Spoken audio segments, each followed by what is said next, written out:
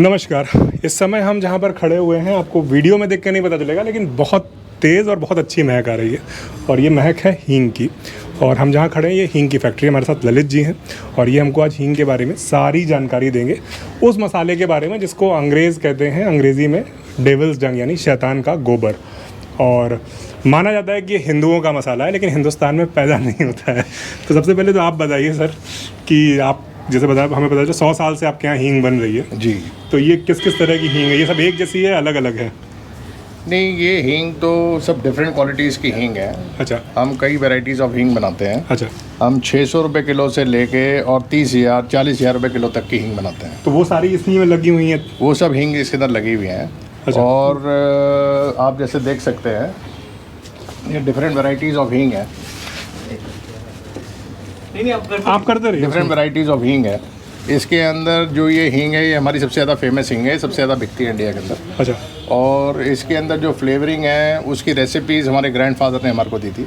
Okay. और वो आगे हम किसी से शेयर नहीं करते, वो अमंग्स ब्रदर्स ही रहती है। वो सीक्रेट नुस्खा है आपका? सीक्रेट नुस्खा है। और हींग डेफिनेटली डेविल डंग ज़रूर बुलाते हैं, बट हींग जो है एक प्लांट है और वो प्लांट जो है वो ग्रो होता है जिसके अंदर पहाड़ के ऊपर आपकी बर्फ़ होनी चाहिए और वहाँ -डिग्री टेम्परेचर रहना चाहिए, 30 डिग्री। हिंदू कुश के आसपास ही जिसको बोलते हैं, हिमालयाज कह दो, अफगानिस्तान कह दो, उज़्बेकिस्तान, तजाकिस्तान, किर्गिस्तान, कई जगह उगता है। वहाँ पे इसके ट्री की जो हाइट होती है वो 3 सेंटीमीटर होती है। उसका ग्रो करते करते इतना, फिर उसका ग्रो करते करते मैक्सिमम टू मैक्सिमम 56 सेंटीमीटर तक जाता है और इतना लाइट होता है लाइक थर्माकोल। उसका जो टैप रूट, उसकी जड़ होती है, उसके अंदर हींग होता है। उसमें वो चीरा लगा के उसमें चीरा निकाल लगाते हैं और वो उसको एक ट्री जो है 200 ग्राम हींग देता है। ओके। और ये नेचुरली उगता है कि इसके ऊपर सीड्स होते हैं जो बर्फ़ के अंदर गिर जाते हैं, गिरने के ज़मीन में चले जाते हैं और वो अपने आप ग्रो करते हैं। आप दूसरे तरीके से ये भी कह सकते हैं ऑर्गेनिक है।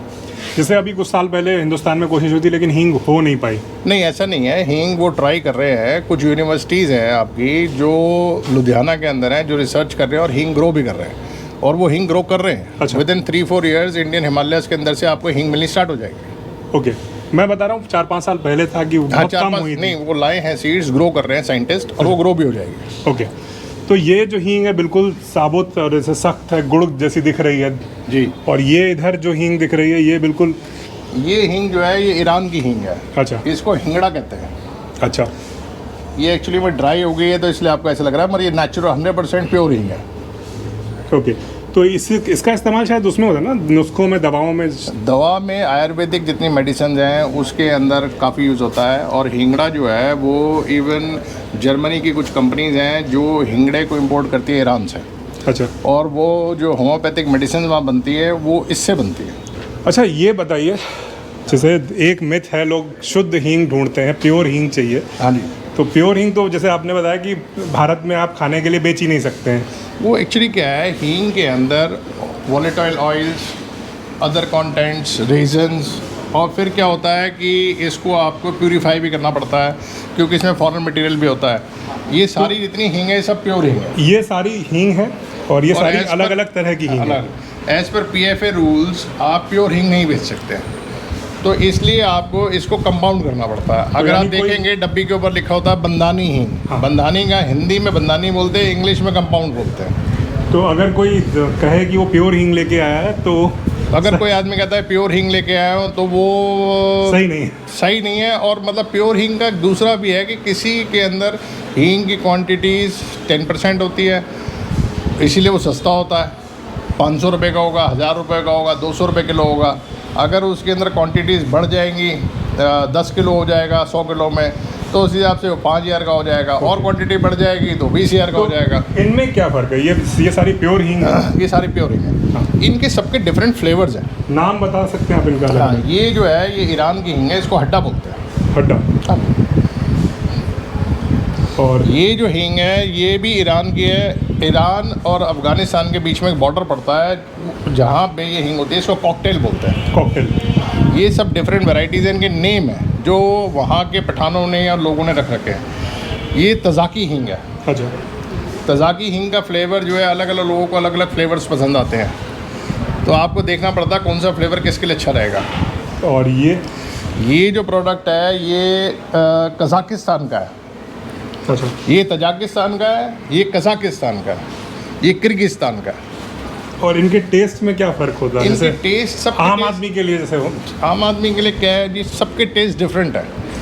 अब इसको डिस्टिंग्विश करना बड़ा डिफिकल्ट है कि किस आदमी को क्या टेस्ट पसंद आएगा। अब किसी को बैगन की सब्जी पसंद आती है, किसी को दाल नहीं, जैसे पसंद अगर आती मुझे है। मान लीजिए किसी को दाल में डालना हो और किसी को रोगन जोश में डालना हो, अब उसके लिए तो बड़ा डिफिकल्ट है बताना कि कौन सी हींग किसको पसंद आएगी। किसी को लेकिन भी- ये जो प्योर हींग है, मैं बता दूं जो लोग कैमरे पे देख रहे हैं, इसकी महक जो है वो आंखों तक पे चुभती है, हाँ, इतनी तेज महक आँखों है। में भी लगती है, हीट है ना इसके अंदर। हाँ, आँखों में लगती है, नोज में लगेगी, थ्रोट में लगेगी, प्योर हींग है। तो उधर चलते यहाँ हींग सूख रही है, तो यहाँ से ये आपकी ये सूखी ये कच्ची हींग आई जो लिक्विड फॉर्म में है, और इस मशीन में डालते इस हैं। मशीन के अंदर हम डाल के इसको बनाते हैं, अच्छा, जिसमें आटा और मैदा और आटा व्हीट फ्लावर जिसको बोलते हैं, व्हीट फ्लावर और गम डालते हैं, और ये हींग को डाइल्यूट करके डालते हैं। अच्छा, लोग जैसे बताते हैं कि इसमें कपास का तेल मिलाते हैं और चमड़े के बैग में आती है हींग। नहीं नहीं नहीं, ऐसा कुछ नहीं है। वो कोई आज से 70-80 साल पहले ज़रूर चमड़े में इसलिए आती थी कि वो अफगानिस्तान में कंटेनर्स या जगह नहीं थी उनके पास, तो वो जो चीज़ मिलती थी उसमें पैक कर देते थे।